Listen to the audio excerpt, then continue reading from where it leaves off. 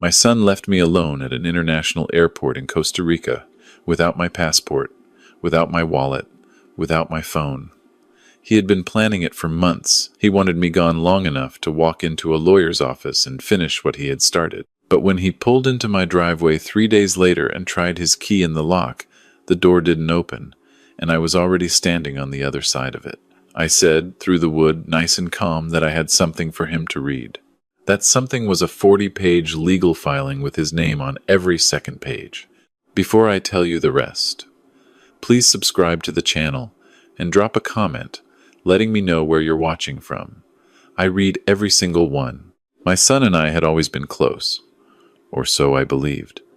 After his mother passed 6 years ago, the two of us fell into a rhythm. Sunday dinners, hockey games on the television. He and his wife moved into the basement suite of my place in Victoria 2 years back, said they needed to get ahead financially. I didn't ask too many questions. He was my son. I handed him the spare key and told him the Wi-Fi password and left it at that. The trip to Costa Rica was his idea. 2 weeks in Guanacaste. He said I deserved a holiday. Said I'd been cooped up since retirement and needed sun. His wife agreed with everything he said, the way she always did, a fraction of a second too quickly. I should have noticed that pattern earlier. I didn't. I booked my flights, packed my bag, and counted down the days like a man who still believed he understood his own family. The first week was fine. Beach walks in the morning, cold beer in the afternoon, dinners where my son seemed genuinely relaxed for the first time in years. I remember thinking the trip had been a good idea. I remember feeling grateful. The shift happened in the second week. Small things. He started making calls he'd step away to take. His wife stopped meeting my eyes at breakfast. Twice I caught them ending a conversation the moment I came near, the silence dropping like a curtain. The morning of our departure, something felt wrong before I'd even finished my coffee. The three of us sat at the hotel restaurant, bags packed and waiting by the door, and neither of them spoke much. My son kept checking his phone. His wife picked at her food and said nothing. At Daniel Oduya International in Liberia, we checked in together and cleared security. The gate for our Air Canada flight home to Vancouver sat at the far end of the terminal. My son stopped near the water fountain about 20 minutes before boarding and said they needed snacks for the flight. He pressed some Kurlans into my hand and pointed toward a small convenience shop near the opposite end of the concourse. Said he needed to make a work call. Said his wife had to use the restroom. Said I knew what everyone liked, so could I go. I took the money and didn't think anything of it. The shop was crowded. A tour group in matching yellow shirts blocked the entire chip aisle. I waited. I found peanut butter crackers for my son, the trail mix his wife always wanted, a bottle of water for myself. The line moved slowly. By the time I turned back toward the gate, I'd been gone maybe 15 minutes. The seats we had occupied were empty, not just unoccupied. Our section had absorbed new travelers who showed no sign anyone had ever been sitting there with a family. I set the snacks down and reached for my carry-on. My hand found the main compartment. I unzipped it. Once, twice, a third time. My shirt was there, my toiletries, nothing else. The inner sleeve where I kept my Canadian passport, empty. The front pocket where my wallet always sat, gone. My mobile phone, the charger I'd packed beside it, all of it. I went to the gate counter with my hands shaking. The woman behind the desk was kind and professional and confirmed what I already knew. The couple in seats 7 and 8 had boarded an earlier connecting flight to Calgary. Standby passengers, she said. They had been upgraded from the wait list. Their original boarding passes were for Vancouver. She looked at me for a moment after saying that. She understood something was wrong. I walked back to where we had been sitting and stood there with a bag of snacks I couldn't pay for and a heart going cold in my chest. He had given me enough money for drinks and food and nothing more. He had timed it. He had handed me off like luggage he no longer needed and walked away. The airport security officer I found was patient with me.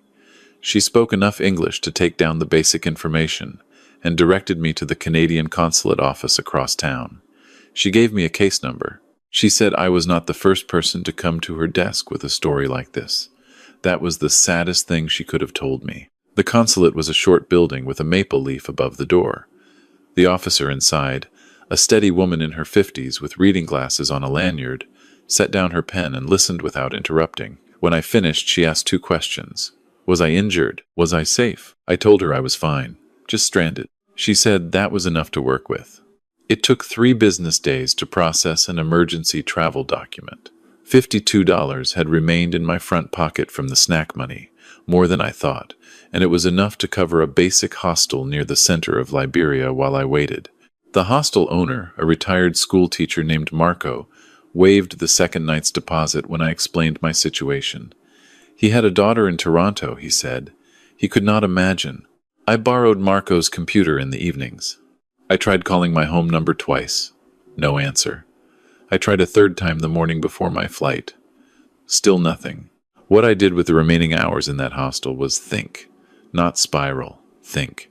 I had run a small electrical contracting business in Victoria for 28 years before selling it. I knew how to hold the pieces of a problem out in front of me and look at them without letting fear rearrange them. So I did that. My son had been living rent-free in my basement suite for 2 years. 2 months before the trip, he had come upstairs one evening with his laptop open and said he needed me to update some paperwork. Said it was a precaution, standard stuff, the kind of thing responsible families take care of before traveling internationally. He scrolled through something on the screen and said it was a healthcare directive, a document that allowed him to act on my behalf if I became incapacitated. He told me where to sign. I signed. I never saw a printed copy. I assumed it was filed somewhere sensible. I was 64 years old and in good health, and the trip was 2 weeks away, and I trusted my son. Sitting on a hostel bunk in Costa Rica, I understood for the first time what I had probably signed. The emergency travel document came through on the 3rd morning. I paid back the consulate fund from the cash the officer had advanced me, and thanked her. She said she hoped the situation at home was manageable. Her tone suggested she doubted it would be. Air Canada had a seat on the afternoon flight to Vancouver. I used my credit card number, which I had memorized years ago from habit, and booked it over the phone from the hostel front desk. Marco drove me to the airport in his truck and would not let me thank him properly. He said his daughter had called the night before, and that had been thanks enough. I landed in Vancouver just past 9 in the evening, and took the first connector down to Victoria. The ferry terminal was quiet. I sat outside on the upper deck, even though it was September and cold, and watched the lights of the Gulf Islands pass in the dark. The city appeared eventually, strung out along the shore, ordinary and unchanged. My house was somewhere in those lights, my house that I had paid off in full 15 years ago. My house that I now suspected had a different name on the title. My neighbor on the left side, a retired librarian named Patricia, who had lived there for 17 years, was on her porch deadheading the last of her dahlias when I came up the front path at midnight. She set her clippers down and stared. She said she had been trying to reach me for days.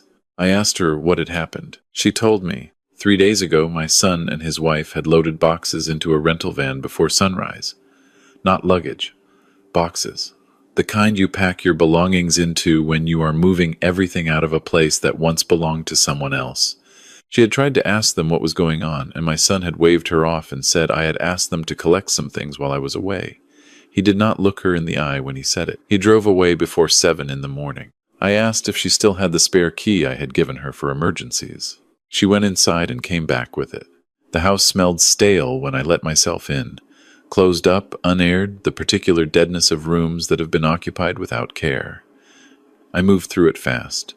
The good dining room chairs were gone. My wife's silver tea service, the one her mother had brought from Newfoundland, gone from the cabinet where it had lived for 30 years. The sign print by Emily Carr that had hung in the hallway since before my son was born, gone. The shelf in my office where I kept my father's Hamilton Railway pocket watch, the one he had carried every working day of his life. The shelf was bare. On my desk, centered with a precision that told me it had been placed there deliberately, was a manila envelope. Inside it was a transfer of title document, registered with the BC Land Title Office, showing my home at its full civic address, transferred from my name to my son's, signed 4 weeks ago, witnessed, stamped with a notary's seal. My signature at the bottom reproduced perfectly, because it was mine. I had made it in this kitchen on a Tuesday evening while my son held his laptop open and told me I was updating my healthcare directive. My hands were very still. The anger wasn't hot. It had bypassed heat entirely and arrived already cold. I went next door and asked Patricia if I could use her landline. I spent 40 minutes on the phone with my bank's fraud line. Security questions confirmed. Account activity checked. No unusual withdrawals. No new authorized users added. No beneficiary changes. My son had taken what was in the house and what was on paper, but had not yet reached the money. Either he hadn't thought of it or hadn't had time. I thanked the representative and hung up. Patricia made tea and sat across from me at her kitchen table while I wrote down a list. Lawyer, locks, police, documentation. Everything in that order. The locksmith came first thing the next morning. New deadbolts on both exterior doors and the suite entrance. The man asked no questions. He charged $420. I paid without discussion and tested every lock twice after he left. Then I photographed everything. Every empty shelf, every gap in the cabinet, every bare wall where something had hung for decades. I photographed the title transfer from 15 different angles and the notary seal 3 times under different light. I found the name of the notary in the margin of the document, a woman working out of a Langford office, and noted it down. My lawyer was a woman named Catherine Adeyemi, who had handled the sale of my contracting business 3 years before and knew how I operated. Her office was on Fort Street downtown. I called at 8 in the morning. Her assistant began offering me dates the following week. I said my son had registered a fraudulent transfer of my property and I needed to speak to Catherine that day. There was a pause. Then a different voice came on. She said, "Tell me exactly what happened." I gave her the short version. She asked 4 questions in rapid succession. Was the document notarized? Was my signature genuine? Did I understand what I was signing? Had I received a copy? She said, "Come in at 10. I arrived with the title transfer, the emergency travel document, the photographs, and 6 pages of handwritten notes I had made the night before. Catherine read through everything without speaking. She made marks in the margins with a green pen. When she looked up, she set the pen down. She told me the transfer appeared to have been properly executed under BC land law. The land title office would have processed it in good faith. The notary's stamp was legitimate on its face. She said, however, that word carried the whole conversation. She said, "If we can demonstrate that you were deceived about the document's nature, that you were told it was a healthcare directive when it was in fact a title transfer, we have a strong case for fraudulent misrepresentation. We apply to the BC Supreme Court to have the transfer set aside. We move for an emergency injunction to prevent any sale or encumbrance of the property while litigation is pending." She asked about the notary. I showed her the name. She recognized it, said she would contact that office directly. She told me what this would cost.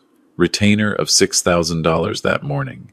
If it went to full trial, she estimated between $35,000 and $60,000, possibly more depending on how hard my son chose to fight. I wrote the check. The RCMP detachment on Caledonia took my statement that afternoon.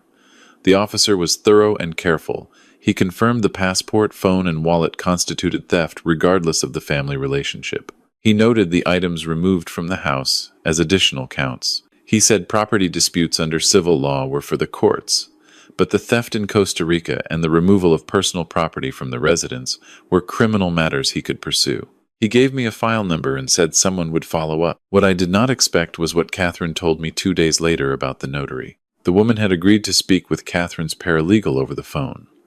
She had certified a document signing that took place in a food court at Masonville Place in London, Ontario, not at her office in Langford. She had been contacted by my son weeks before the vacation. He told her I had limited mobility and could not travel to an office. She met us at a table between a Tim Hortons and a sushi counter. I remembered that day. My son had said he was taking me for lunch and needed to swing by briefly to get some documents sorted. I had sat across from a woman with a stamp and a notepad while he set his laptop in front of me and talked me through 3 signatures. He told me the documents were a healthcare directive, a power of attorney limited to medical decisions, and an updated emergency contact form. He scrolled through each one at speed. I signed. The woman stamped and initialed. She charged $250 cash. Standard notary fees in BC for a real estate transfer are $25 to $40. She knew what she had participated in. She said she had felt uncomfortable, but needed the work. She agreed to provide a written statement. My son retained a property litigation lawyer 2 days after I filed for the injunction. The man's name was Foster. He was experienced and systematic, and he moved quickly. He filed a responding affidavit claiming the transfer was a genuine interfamily gift, made in full knowledge and voluntarily. He argued I had business experience and legal literacy, and could not credibly claim confusion about documents I signed. He was not wrong that I could read a document. He was wrong that I had been shown one. Catherine flagged a secondary concern. My son had also filed a complaint with the BC Seniors Advocate Office, claiming I was showing signs of cognitive decline and questioning whether I had capacity to manage my own affairs. It was a flanking move. If he could establish that I lacked capacity, the question of whether I understood what I signed became murkier. And if the court ever questioned my fitness to make legal decisions, his path to controlling the property got easier. I went for the cognitive assessment voluntarily before the court could order one. Dr. Renata Figueredo at the Victoria Geriatric Assessment Clinic ran a full battery over 2 sessions. She asked me to recall a list of words after a 20-minute interval. I recalled all 12. She asked me to walk her through a complex decision I had made in the past 5 years. I described the sale of my business in detail. She tested problem solving, pattern recognition, executive function, processing speed. Her report came back 2 weeks later. No evidence of cognitive impairment, full capacity across all measured domains. Decision-making ability, consistent with or above average for age cohort. My son's lawyer stopped referencing the capacity argument after that report was filed. What changed the shape of the case was the investigator Catherine brought in. A retired RCMP financial crimes officer named Robert, now working private, who spent 3 weeks pulling threads. He found them everywhere. My son carried just under $68,000 in unsecured debt across 4 credit products. 2 credit cards were in collections. 1 line of credit carried a notice of default. He and his wife had been making minimum payments for 14 months and had fallen behind on those. 6 months before the trip to Costa Rica, a creditor had filed a claim in BC Small Claims Court. Robert found something else: real estate inquiry emails. My son had contacted 3 separate agents asking for current market valuations on a property in Victoria. He had described my house, listed its square footage and lot size accurately, mentioned the suite below. One agent had responded with a figure of $1.1 million.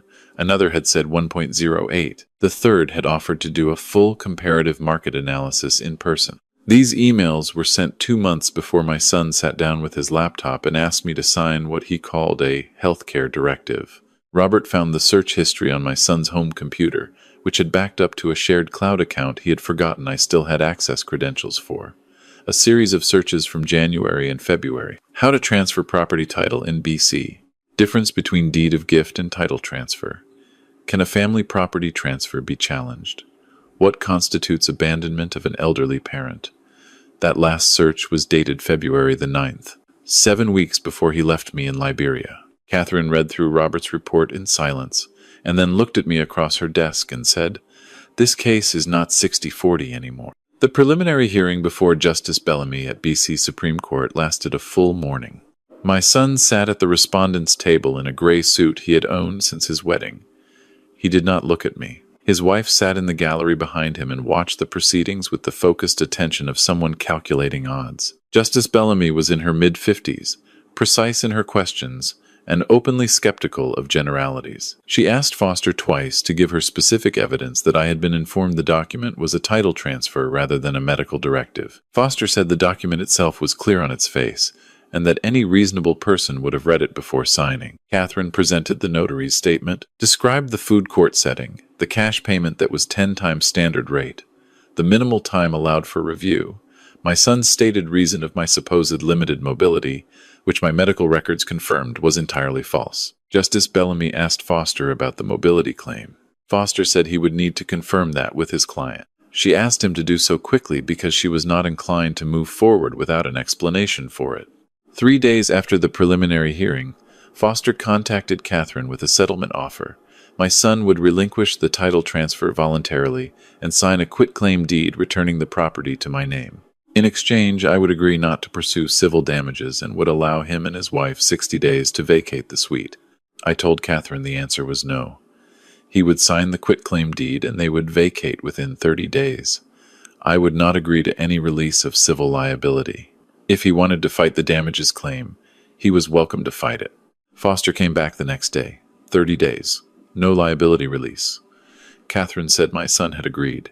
2 weeks later, I sat in Catherine's office and watched my son's signature appear at the bottom of the quitclaim deed. He signed in blue pen, quickly, without looking up. His wife was not there. Catherine's assistant witnessed, and the document was filed with the Land Title Office by 4 that afternoon. The RCMP file moved more slowly, as these things do. The assistant Crown prosecutor, a young man named Sullivan who called me 3 times over the course of the autumn, told me the evidence supported charges of fraud over $5,000 and theft over $5,000. He said the strongest path forward was a negotiated resolution. My son would plead guilty to a single count of fraud. He would receive a conditional sentence, which in this case meant house arrest and community service for 12 months, followed by 3 years of probation. A permanent criminal record. No incarceration given no prior history. I asked Sullivan what justice looked like to him in this situation. He was quiet for a moment and then said that in his experience, a conviction that follows someone permanently often did more lasting work than a sentence that ended. I said, "If the Crown is satisfied with that resolution, so am I." My son and his wife were gone from the suite within the 30 days. Patricia watched them load the van from her porch. She told me afterward that my son had carried boxes alone while his wife sat in the passenger seat with her phone. That he had looked diminished, she said. That was the word she used. Not angry, not defiant, just smaller than he used to be. I stood in the suite after they left and looked at the space. They had not taken anything that belonged to me this time. They had left 2 mugs in the cupboard and a handmade calendar on the refrigerator door from the previous year. I took the calendar down and put it in the recycling bin and washed the mugs and put them on the shelf. My father's Hamilton pocket watch was recovered from a storage locker in Saanich along with my wife's silver tea service and the Emily Carr print. The RCMP property unit returned them to me in a plastic evidence bin. The watch had been wound at some point and was still running. I set it to the right time and put it back in its place on the shelf in my office and stood there for a while looking at it. Catherine sent the final account in November. $41,260. She noted she had not billed for 4 hours of associate research time. I wrote the check and included a note. She sent back a short reply saying it had been a privilege and that she hoped I got to enjoy the house in peace. I met with an estate lawyer named Gerald the following month. I wanted the title protected going forward. Gerald drew up a new will. My son is explicitly disinherited. When I'm gone, the property goes to the Cridge Center for the Family in Victoria to support housing for older adults. Gerald asked if I was certain. I said I had never been more certain of anything. The lawsuit on my son's credit card debt resolved itself. One of the creditors obtained a judgment in January. The conditional sentence was entered on his record in February. I have not spoken to him since the afternoon he signed the quitclaim deed. I have no plans to change that.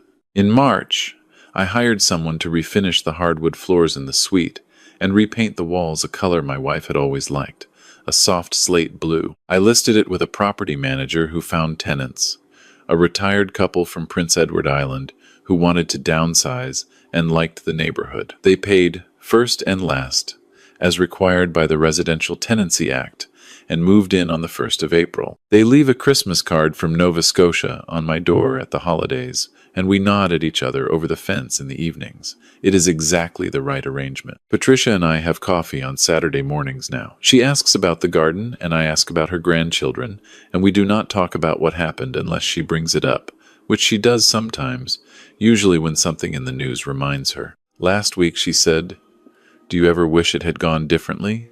I thought about that. Thought about my son in that gray suit not looking at me. Thought about the storage locker and the evidence bin, and the pocket watch still running after everything. I said, I wish it had never happened.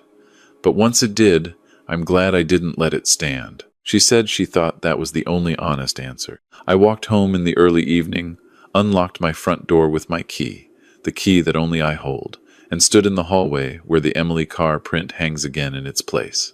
The house was quiet and warm and completely mine. I made dinner, watched the Canucks lose in overtime, washed the dishes and went to bed. Some things cannot be restored to exactly what they were. A son is not a contractor you can replace, and a trust broken by someone you raised carries a weight that legal victories do not fully lift. I know that. I understand the distinction between winning and being whole. But I am still here, still in this house, still the one who holds the key. That is enough. Some days it is more than enough. If this story meant something to you, please leave a like and subscribe to the channel. I would love to know where you are watching from. For the next story, click on the box on the screen. Thank you for your time.